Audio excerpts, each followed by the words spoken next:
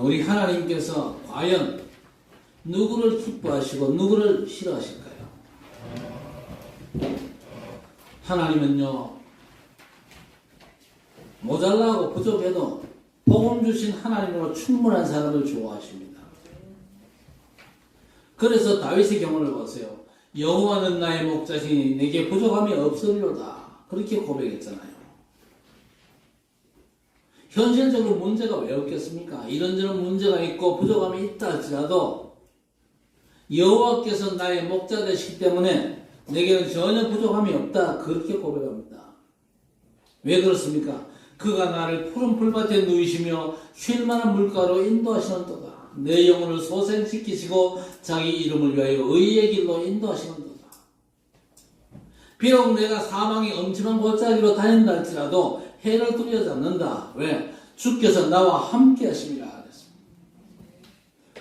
내 평생의 선하심과 인자심이 정녕 나를 따르리니 내가 여호와의 집에 영원히 거하리로다 그랬습니다. 여러분, 다윗은요 시편 5장 3절에 보니까 아침에 기도로 하나님을 만났어요. 그리고 시편 17편 3절에 저녁에도 기도로 하나님을 만났습니다. 평생을 우리 하나님을 신뢰했던 사람이었습니다. 하나님으로 만족하고 충분한 은혜가 오늘 넘치기를 주의 이름으로 축원합니다. 그런데 백성들이 왕 세워달라고 요구를 합니다. 그래서 오늘 10장 1절에 제사장 사무엘이 기름병을 가져다가 사울의 머리에 붓고 입맞춤에 이르되 여호와께서 내게 기름을 부으사 그의 기업의 지도자로 삼지 아니하셨느냐. 기름 붓고 난 뒤에 나중에 왕으로 취임을 하죠.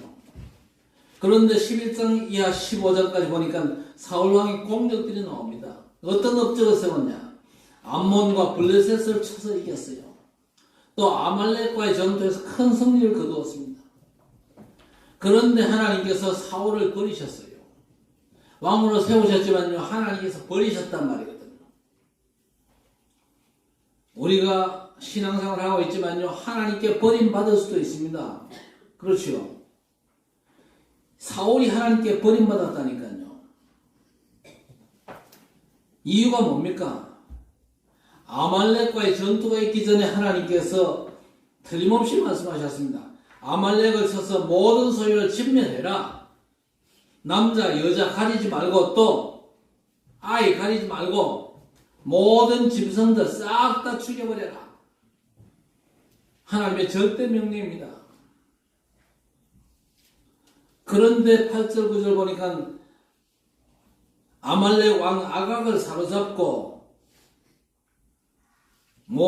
칼날로 모든 백성을 진멸하였을 때 사울과 백성이 아각과 그의 양과 소의 가장 좋은 것 또는 기름진 것과 어린 양과 모든 좋은 것을 남기고 진멸하기를 즐겨 아니했다 그랬습니다. 가치 없고 하찮은 건 진멸하고 좀 가치가 있겠다 싶은 거는요 진멸시키지 않았어요. 챙겼어요. 하나님께서 왜 사울을 버리셨냐? 다 멸하라 명령하셨는데 가치 없고 하찮은 건 멸하고 어린 양과 좋은 건 다 남겼어요. 그러면서 핑계를 댑니다. 10절 이하에 보니까 여호와의 말씀이 임하니라 이르시되 내가 사울을 왕으로 세운 것을 후회하오니 그가 돌이켜서 나를 따르지 아니하고 내 명령을 행하지 아니하였음이니라. 그 말을 듣고는요 사무엘이 근심하면서 온 마음을 여호와께 부르짖었습니다. 그리고 사울을 만나기 위해서 아침에 일찍 일어났는데 누가 뭐라고 얘기합니까? 사울이 갈멜에 이르러 자기를 위하여 기념비를 세우고 발길을 돌려 길갈로 내려갔다 하는지라 그랬습니다. 이 사울이 전쟁에 승리하고 전쟁의 승리는 지가 힘이 있어가지고 승리한 게 아니거든요. 하나님께서 함께 하셔서 승리한 것인데 전쟁에 승리한 뒤에 갈멜에서 자기를 위하여 기념비를 세웠다 그랬습니다. 내가 이렇게 싸움 잘해가지고 전쟁에서 이겼다. 그런 기념비를 세웠단 말이에요. 하나님이 원천한 짓이죠. 그리고 발길을 돌려 길갈로 내려갔다. 하나님이 싫어하는 일만 하고 승리한 뒤에는요. 자기를 위해서 기념비를 세웠어요. 여러분에게 좋은 일이 있거든 하나님께만 영광 돌리시기를 바랍니다. 그래야 되지. 자기를 위해 기념비 세우면요, 하나님 굉장히 싫어하십니다. 자, 그리고 13절에 보세요. 사무엘이 사울에게 이른즉 사울이 그에게 이르되 원하건대 당신은 여호와께 복을 받으소서. 내가 여호와의 명령을 행하였나이다 하니. 여호와의 명령을 내가 다 행했다고 그렇게 큰 소리를 치는데 사무엘이 뭐라 그럽니까? 그러면 내 귀에 들려오는 이 양의 소리와 들리는 소의 소리는 어찌 됨입니까? 지적을 받죠. 그러면 회개해야 될 것인데 뭐라고 얘기합니까? 백성이 당신의 하나님 여호와께 제사하려 해요. 양들과 소들 중에서 가장 좋은 것을 남기며 그 외의 것은 우리가 진멸하였나이다. 핑계를 대는 겁니다. 살찌고 기름진 것들은 하나님께 번제드리기 위해서 남겨두었던 겁니다. 그때 22절에 사무엘이 이르되 여호와께서 번제와 다른 제사를 그의 목소리로 청종하는 것을 좋아하시는 같이 좋아하시겠나이까? 순종이 제사보다 낫고 듣는 것이 순종의 기름보다 나으니. 결국 사울은 하나님께 버림을 받고 사무엘상 16장에 다윗이 사울 대신 왕으로 세워집니다. 여러분이 교회를 섬기는 헌신, 최고의 헌신이 뭔지 아십니까? 예배 성공하고 말씀 잘 받는 것이 최고의 헌신입니다. 하나님이 그것보다 더 기뻐하는 건 없어요. 하나님이 정말로 기뻐하시는 게 뭐냐? 하나님 내가 1억을 헌금하겠습니다. 그걸 기뻐하실까요? 아닙니다. 천만의 말씀요. 만만의 콩떡이거든요. 절대 우리 하나님은요, 여러분이 예배 성공하고 말씀에 집중하는 것을 기뻐하십니다. 그거 외에는 하나님이 별로 기뻐하는 게 없어요. 온 우주를 창조하신 하나님께서 뭐가 부족해가지고 여러분의 돈을 기뻐하시겠습니까? 안 그렇습니다. 저는 돈을 좀 좋아해요. 세상 살기 때문에 돈이 좀 필요하더라고요. 그런데 하나님께는 돈이 필요치 않습니다. 또 하나님께서 원하시면요, 여러분의 돈을요, 1억, 2억 정도가 아니고요, 완전 따발로 안 이길 수 있습니다. 하나님의 기쁨이 되시기를 바랍니다. 예배 성공하고 말씀에 집중하는 그 사람을 하나님이 기뻐하신단 말이에요. 그런데 우리 교회 보니까요, 예배 성공을 별로 사모하지 않는 사람이 더 있어요. 하나님의 말씀에 집중하지 않는 분들이 좀 있더라 그 말입니다. 안타까워요. 결국 사울은요, 무너질 수밖에 없는 망대를 세운 겁니다. 여러분, 다윗이나 사울이나 하나님 앞에서는요, 매일반입니다. 별로 차이가 없습니다. 이 사람의 삶을 보면요, 그렇게 훌륭하고 나쁘고 그런 차이가 없거든요. 그런데 하나님께서 왜 사울을 버리고 다윗을 쓰셨냐? 다윗은 좀 더 나고 사울은 시원찮은 게 아니었거든요. 사울은요, 복음 주신 하나님으로 충분치 않은 사람이었습니다. 다윗은요, 복음 주신 하나님으로 충분한 사람이었습니다. 여러분의 많은 기도와 열심히 중요치 않습니다. 내가 과연 복음 주신 하나님으로 만족하냐 확인하시기를 바랍니다. 복음 주신 우리 하나님으로 만족한다면 충분하거든요. 에베소서 1장 4절에 영세전에 복음을 준비하시고 영세전에 그리스도 안에서 하나님께서 구원을 작정하셨습니다. 그것만 여러분의 믿음으로 붙잡아도 충분하거든요. 하나님께서 우리를 하나님의 기쁘신 뜻에 따라 구원하셨습니다. 정말로 하나님으로 충분하고 만족할 하나님의 말씀의 약속만 붙잡게 되기를 바랍니다. 우리가 사울을 보면서, 완전 실패한 사울을 보면서 무너지지 않은 망대를 어떻게 세울 거냐? 먼저 하나님의 말씀의 약속을 굳게 붙잡게 되기를 바랍니다. 말씀의 약속을 붙잡아야 돼요. 언약을 붙잡아라. 그래서 사울 집에 나귀를 잃어버렸는데 아버지가 한 사람을 붙여가지고 나귀를 찾아오라 그러지요. 댕기다가 사울이요, 누구를 만납니까? 사무엘을 만났습니다. 그때 하나님께서 사무엘에게 백성들이 왕 세워달라고 했잖냐? 왕으로 세울 사람이 바로 네 앞에 있다. 그러면서 사울을 지명하는 겁니다. 그래서 사울에게 네가 왕이 될 거라고 얘기했는데 숙부가 나중에 묻습니다. 나귀 찾다가 어디 갔더냐? 물으니까요, 뭐라고 대답합니까? 나귀를 찾지 못해 사무엘에게 갔었나이다. 그래, 사무엘이 뭐라고 얘기하더냐? 암나귀들 찾았다고 분명히 말하더이다. 그러면서 사무엘이 한 말, 하나님이 너를 왕으로 세운다는 얘기를요, 숙부에게 안 했습니다. 왜 안 했을까요? 너무 그 말이 어처구니 없이 들리는 겁니다. 내가 이스라엘 왕이 된다고? 너무 터무니없는 소리 같거든요. 절대 내게 성취 안 될 거라 그렇게 생각이기 때문에 자기 숙부에게 얘기를 안 한 겁니다. 여러분, 예배 때 선포되는 모든 말씀을 성취될 하나님의 언약으로 붙잡게 되기를 바랍니다. 여러분, 구원이 뭡니까? 성삼위 하나님께서 나를 성전 삼고 내 안에 거하시는 게 구원입니다. 목사님, 그런데 지가 엉뚱한 짓거리 많이 했는데요.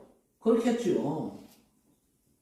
저도 알아요. 그게 우리 인간의 삶입니다. 교회를 다니고 직분 받고 열심히 충성하고 그래도요, 우리는요, 돈이 없습니다. 엉뚱한 짓거리 할 수밖에 없어요. 그런데 그거하고 하나님께서 나와 함께 하심과 보좌의 축복이 내게 임한 것과는요, 상관이 없거든요. 하나님께서 여러분의 행실을 보고 구원하셨습니까? 어떻습니까? 하나님께서는요, 은혜를 따라 믿음으로 구원하신 것이지 절대 우리가 완벽하게 살았기 때문에 우리를 구원하신 게 아니거든요. 사울이 숙부에게 왕될 거라는 사무엘의 말을 안 전한 건요, 그럴 리 없다고 확신을 가졌기 때문에 그런 것입니다. 그래서 우리는 우리 자녀들에게 뭘 가르쳐야 되느냐? 착하게 훌륭하게 살아라, 부자 되라, 그런 가르침은 주지 마세요. 그 가르침도 아닙니다. 그건 니 망하라, 그 소리는 똑같은 거예요. 자녀들에게 뭘 가르쳐야 됩니까? 너는 세계 복음할 렘넌트야. 시대 재앙막을 자로 왕과 성공자들 앞에 설 것이고 앞으로 237과 5천 종족 살 남은 자라. 이 사실을 가르쳐야 됩니다. 부활의 약속을 믿고 누릴 때의 말씀 성취로 하나님 나라의 일들이 우리 앞에 펼쳐질 줄로 믿습니다. 우리가 받은 구원은요, 즉흥적으로 받은 게 아니거든요. 모든 인간은 구원받아야 됩니다. 그리고 하나님의 구원은요, 영세전에 준비가 되었고 때가 되어가지고 전도자를 통해서 개인에게 성취가 된 것입니다. 그 축복된 일에 우리 모든 성도들이 쓰임받기를 주의 이름으로 축원합니다. 자, 사무엘상 10장 17절 이하에 사무엘이 백성을 미스바로 불러 이스라엘 자손에게 이르되 이스라엘 하나님 여호와께서 말씀하시기를 내가 이스라엘을 애굽에서 인도하여 내고 너희를 애굽인의 손과 너희를 압제하는 모든 나라의 손에서 건져내었느니라 하셨거늘 너희는 너희를 모든 재난과 고통 중에서 구원하여 내신 너희 하나님을 버리고 이르기를 우리 위에 왕을 세우라 하는도다. 그런즉 이제 너희 지파대로 1000명씩 여호와 앞에 나오라 하고 모든 지파를 가까이 오게 하였더니 베냐민 지파가 뽑혔어요. 또 베냐민 지파를 가족별로 가까이 오게 했더니 마드리의 가족이 뽑혔고 그 중에 기스의 아들 사울이 뽑혔어요. 그런데 그를 찾지 못한지라 그랬습니다. 처음에 하나님의 말씀을 받은 사무엘이 틀림없이 사울에게 직접 얘기했잖아요. 전 이스라엘 앞에서 이제 사울이 뽑혔는데 이 친구 어디 갔습니까? 22절에 그들이 또 묻되 그 사람이 여기 왔나이까 대답하시되 그가 집 못다리들 사이에 숨었느니라. 왕는 나는데 집 못다리 뒤에 숨어 있어요. 아니 맨 앞에 서지 왜 숨어 있습니까? 사무엘의 말을요 언약으로 못 잡은 겁니다. 언약으로 잡았다면 당당하게 앞에 나서야지요. 하나님께서 너를 부어 이스라엘의 왕으로 세운다는 걸 하나님의 언약으로 잡아야 됩니다. 하나님 주신 약속의 말씀으로 붙잡아야 되는 거예요. 언약 잡고 무너지지 않는 절대 망대를 세우게 되시기를 주의 이름으로 축원합니다. 어떤 언약이죠? 이사야 6장 1절에서 13절에 하나님이 주신 중요한 언약이 있습니다. 왕이 죽고 나라가 혼란에 빠졌습니다. 이사야가 하나님 앞에 기도하러 성전에 올라왔는데 성삼위 하나님과 찬양하는 천사들 그리고 보좌들이 나타났습니다. 앞으로 이스라엘에 되어질 일을 얘기하니까 이사야가 뭐라고 얘기합니까? 나를 써주시옵소서. 내가 여기 있나이다. 나를 써주옵소서. 그랬는데 하나님께서 뭐라고 합니까? 네가 아니다. 누구다? 그루터기다 그랬습니다. 하나님께서 시대의 재앙을 막을 그루터기를 일으켜 주실 줄 믿습니다. 가서 모든 족속으로 제자 삼으라고 그랬죠. 237 치유 서밋을 누구 손에 맡기겠단 말입니까? 우리 후대 렘넌트의 손에. 그렇죠. 그래서 교회는요, 우리 후대를 위해서 기도하면 되는 겁니다. 그럴 일도 없겠지만요, 다 망해도 우리 후대가 하나님의 렘넌트로 일어나면 되는 겁니다. 이 언약에 대한 배경이 뭐죠? 성삼위 하나님. 그렇죠. 성삼위 하나님과 그 보좌입니다. 그리고 선악 천사들입니다. 우리가 하나님의 렘넌트 언약을 붙잡으면요, 성삼위 하나님께서 역사하십니다. 보좌의 능력이 나타나고 보이지 않는 천군 천사들이 역사할 줄 확신합니다.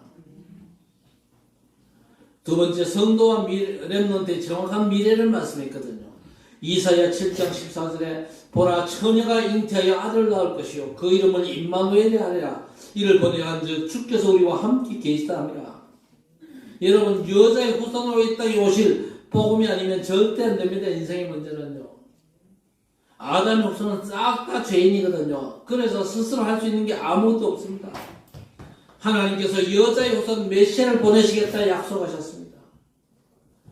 그래서 렘넌트 우리 후대들의 미래는요, 복음이 아니면 절대 안 되기 때문에 복음을 위한 남은 자가 우리 후대 렘넌트의 미래입니다. 아시겠습니까?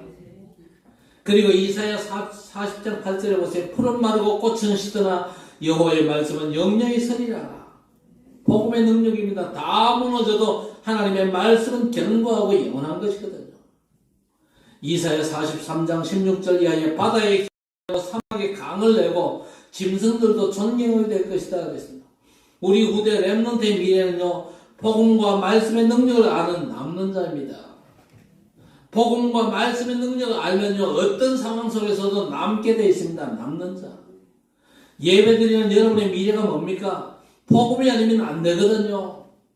아무리 예를 써도 복음 아니면 안 됩니다. 그래서 복음 가진 남은 자가 여러분의 미래고, 다 무너져도 하나님 말씀은 안 무너지기 때문에 말씀의 능력을 아는 남는 자다 그 말입니다.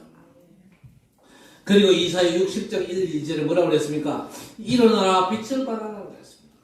이는 내 빛이 이르렀고 여호와 영광이 내 위에 임하였느니라. 어둠이 땅을 덮고 캄캄함이 만민을 가진 시대가 오기 때문에 일어나 빛을 발해라. 흑암 문화를 빛의 문화로 바꿀 남은 자입니다. 그게 우리 후대 렘넌트의 미래거든요.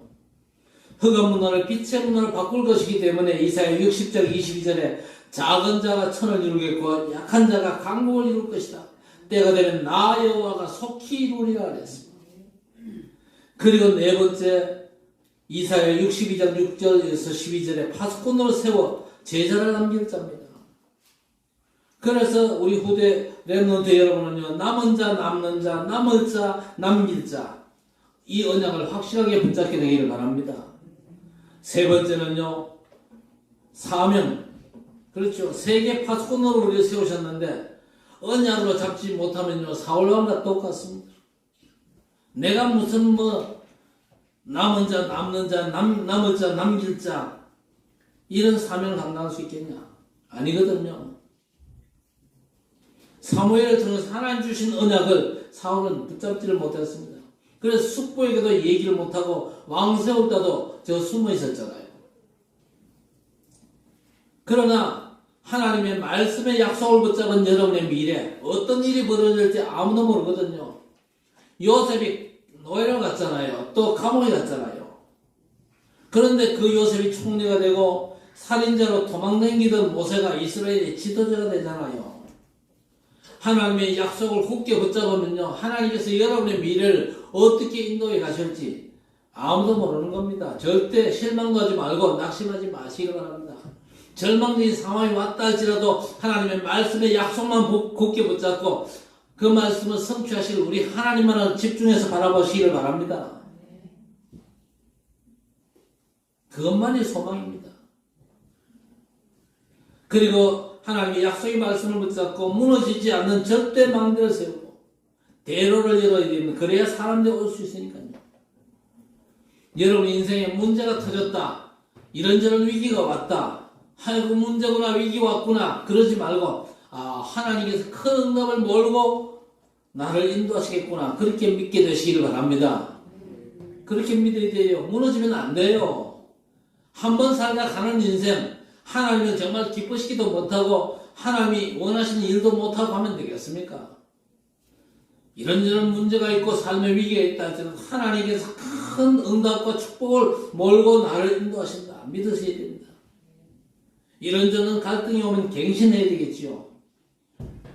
그릇을 키워야 되는데 육신적인 그릇이 아니고 이제 영적인 그릇. 그렇죠? 땅의 것에 집착하던 삶에서 이제 위의 것을 사모하는 삶으로 보이는 것에서 안 보이는 것으로 갱신제도로 해야 됩니다.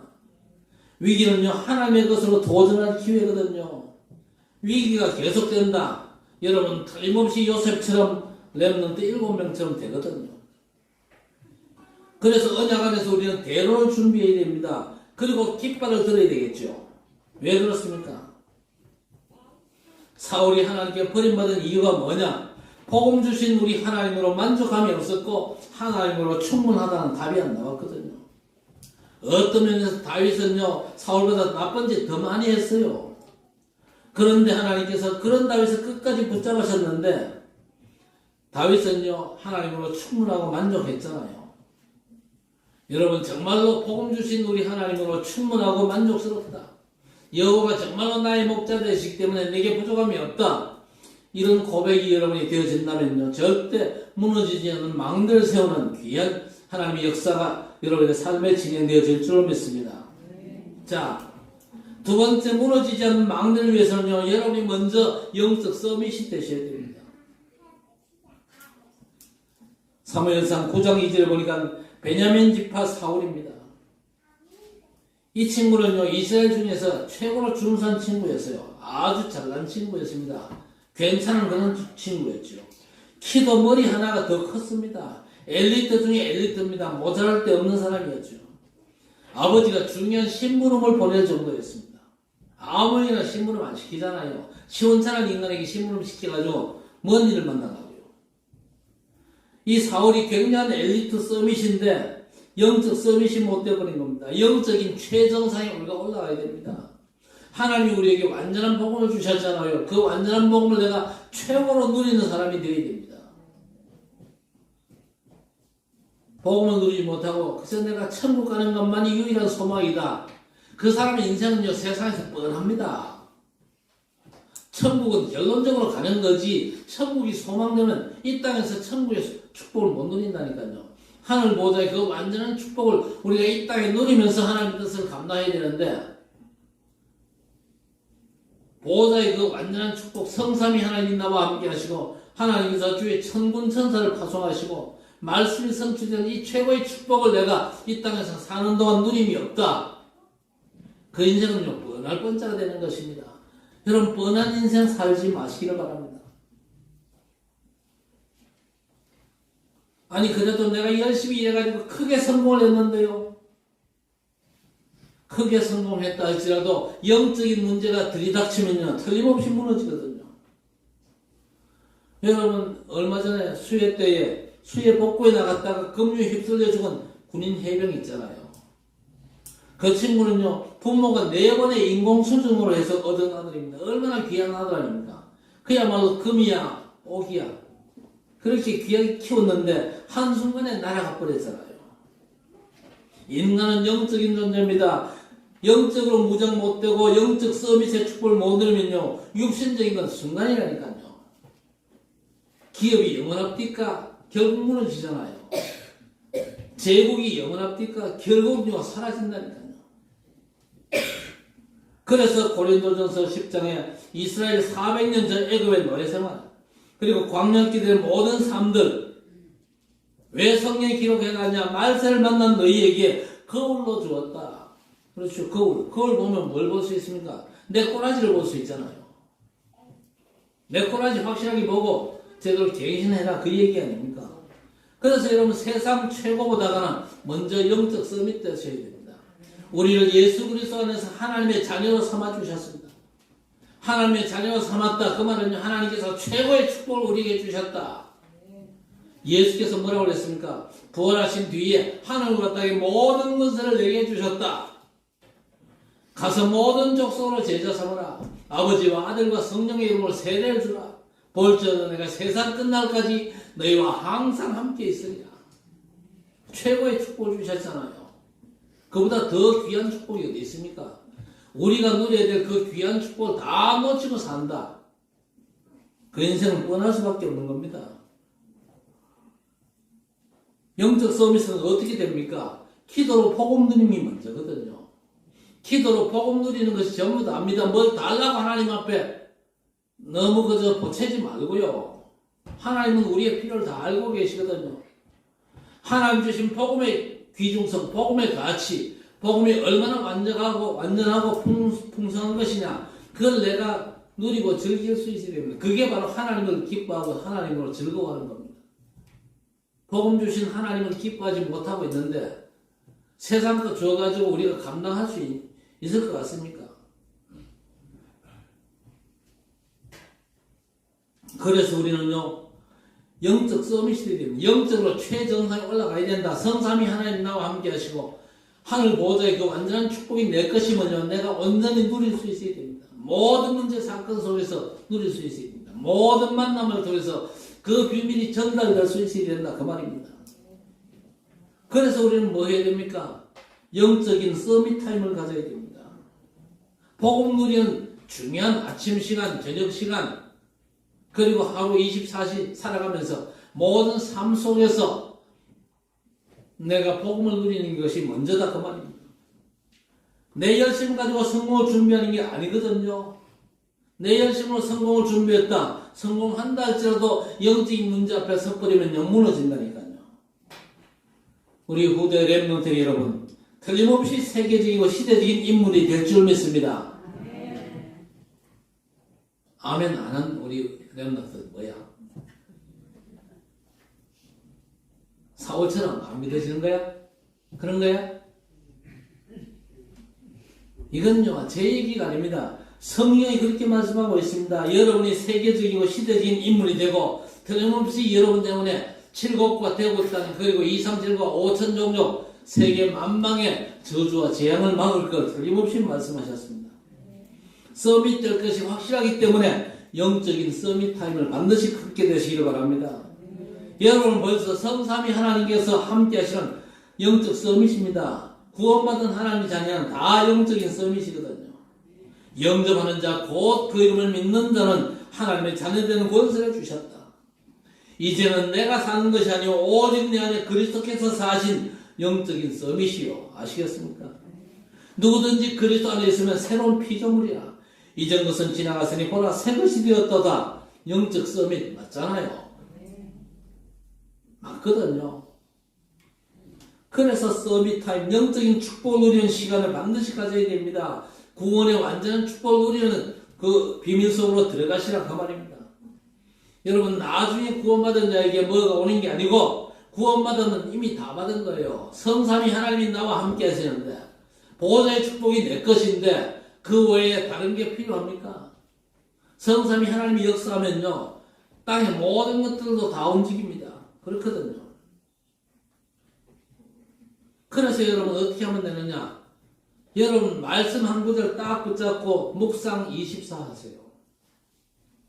묵상 24가 뭡니까? 말씀만 깊이 생각하는 게 묵상입니까?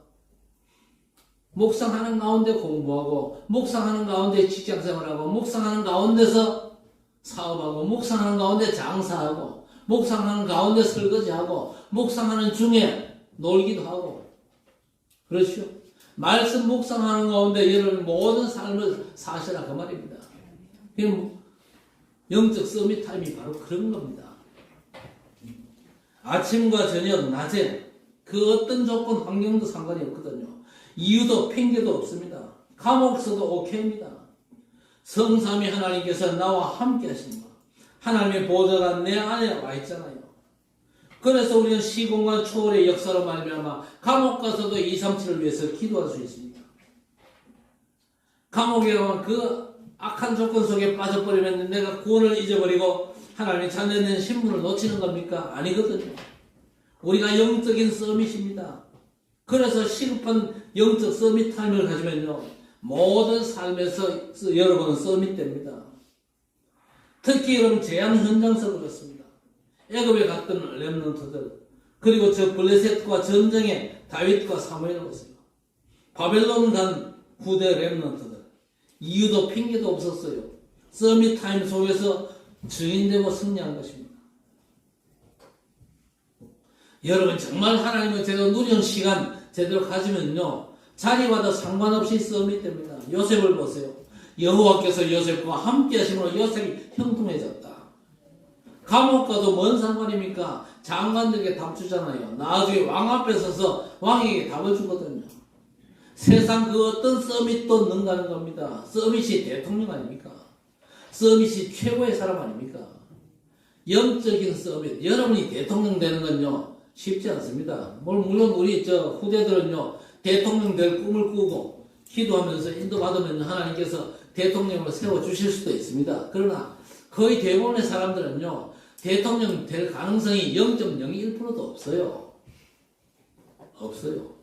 그러나 그렇다 할지라도 영적인 서밋은 모두가 가능합니다. 하나님을 최고로 누리는 하나님의 자녀가 되게 하옵소서. 그 욕심은 가져도 욕심이 잉태한 데 죄를 낳고 죄가 장성한 사망을 낳고 하나님이 책망하지 않습니다. 영적으로 최정상에 올라갈 욕심을 다 갖게 되기를 바랍니다. 나는 하루 살면서 나는 복음을 최고로 누리겠다.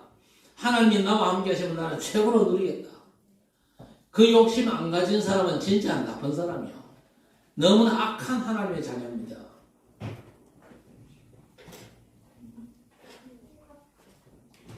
여러분의 학업과 일에서 서비스에 도전하는 우리 후대 렘넌트 중직자와 산업인 되시기를 바랍니다. 자, 세 번째, 어떻게 무너지지 않는 망대를 세울 거냐? 시대를 앞서가야 됩니다. 여러분이 하나님의 약속의 말씀을 붙잡고 중요한 서밋 타임을 가지면요, 미래가 보이거든요. 여러분 미래를 내다보십니까? 인천공항 가면요, 서밋이 로봇이 돌아다니면서 사람을 도와줍니다. 아주 편리하겠죠.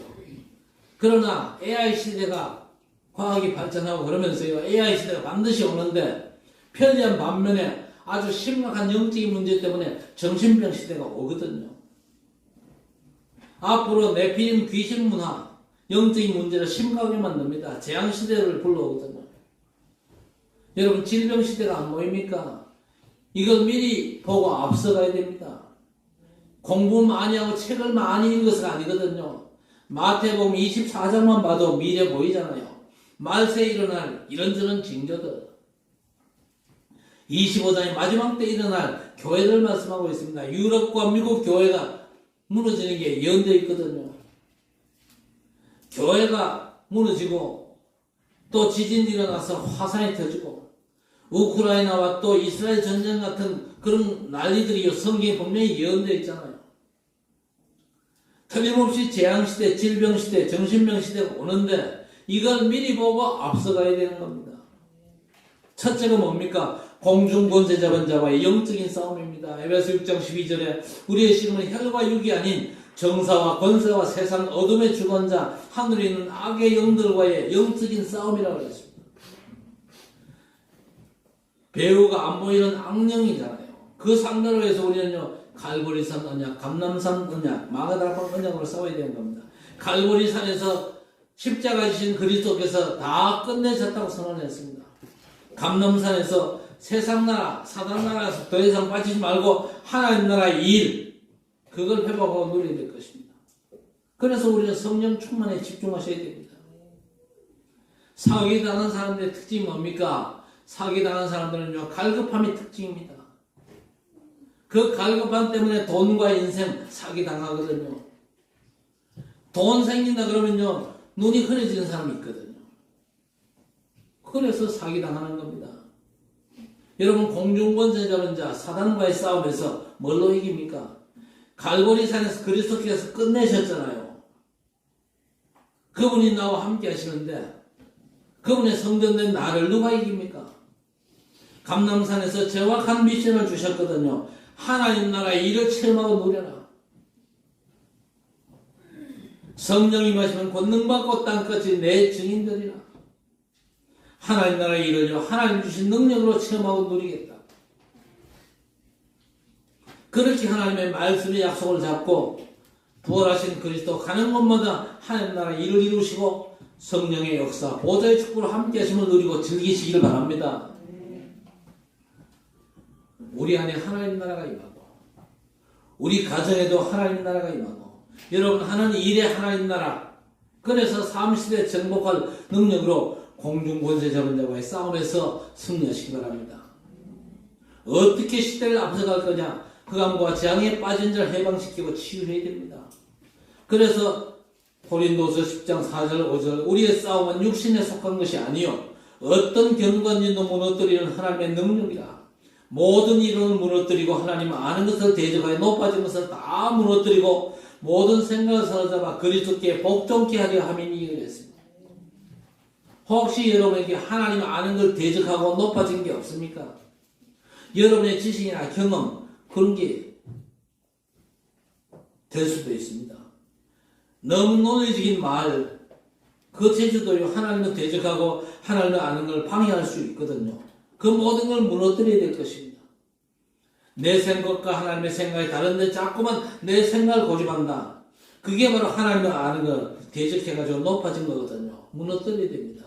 갈라디아 2장 20절에 내가 사는 것이 아니라 내 안에 그리스도께서 사신 것이라 그랬습니다. 아시겠습니까? 내가 내 인생 주인이 아니거든요. 우리 안에 그리스도 사심을 인정하고 내가 주인 된 것 싹 다 무너뜨려야 될 것입니다. 그래야 내 삶이 온전한 삶이 되는 것입니다. 베드로전서 2장 9절에 빛을 선전하라고 우리를 부르셨잖아요. 바울을 향해서 세례를 주라고 부른 게 아니고 복음 전하라고 불렀다. 다 무너뜨리고 해방받아야 될 것입니다. 구원의 비밀만 누리고 복음만 증거하면 되는 것입니다. 하나님께서 틀림없이 우리를 이런 축복으로 인도하실 것입니다. 어떤 이유에도 핑계대거나 남 탓하지 마시기를 바랍니다. 성삼위 하나님 전능의 아버지께서 우리와 함께 계시지 않습니까? 주기도문에서 어떻게 기도합니까? 하늘에 계신 우리 아버지여 그렇게 기도하거든요. 여러분 성삼위 하나님 성부 성자 성령 하나님께서 우리 아버지십니다. 그렇죠? 이렇게 얘기하면 불신자들이 우리 보고 뭐라 그럽니까? 참 미쳤다 그러죠. 미쳤다 그러면 기분 나쁩니까? 기분 좋습니까? 기분 나빠요. 지금부터는 기분 좋아야 돼요. 왜 해석대로 하면 기분 좋아져요. 미쳤다, 돌았다는 얘기가 아니고 도달했다 그 얘기가 미쳤다는 얘기거든요. 하늘 보좌에 도달한 사람이다 그 얘기입니다. 누가 여러분 보고 미쳤다 그러면 기분 좋아하시기를 바랍니다. 그래 내가 하늘 보좌의 비밀을 누리는 사람이다. 정신병자처럼 돌았다는 게 아니고 다 달았다 그 얘기거든요. 하나님께서 정말 내 아버지라고 믿으면요 하나님 보좌에 내가 닿은 겁니다. 성삼위 하나님 아버지께서 여러분과 함께 하심을 확신하시기를 바랍니다. 그렇게 미쳐야 됩니다. 그렇죠. 그게 정상이거든요. 그래서 사실 우리의 하늘 보좌가 우리의 배경이거든요. 그래서 어떤 것도 이유가 안 되고 탓하거나 핑계댈 수 없는 것입니다. 보좌가 우리 배경입니다. 시편 103편 19절에 뭐라고 그랬습니까? 하늘에 보좌를 세우시고 그 왕권으로 만유를 다스리시는도다 그랬습니다. 그게 우리 배경이거든요. 그래서 우리는요 이제 이 비밀을 누리면서 237과 5천 종족을 치유하고 서밋으로 세워야 될 것입니다. 사단은요 금토일을 이용해 가지고 우리 청소년들을 무너뜨릴 어마어마한 문화를 만들고 있습니다만은요 금토일 시대가 열리면요 후대를 지키고 세워가는 응답들이 일어날 줄로 확신합니다. 오늘 사울처럼 무너지는 망대가 아니죠. 다윗처럼 너무나 견고한 흔들리지 않는 영원한 망대를 만드는 우리 성도 여러분 되시기를 주의 이름으로 간절히 축원합니다. 기도합니다. 하나님 감사합니다. 우리를 영적 서밋으로 불러 세우신 것을 감사합니다. 영적인 축복과 그 풍성 비밀을 누리는 영적 서밋 타임 속으로 들어가게 하옵소서.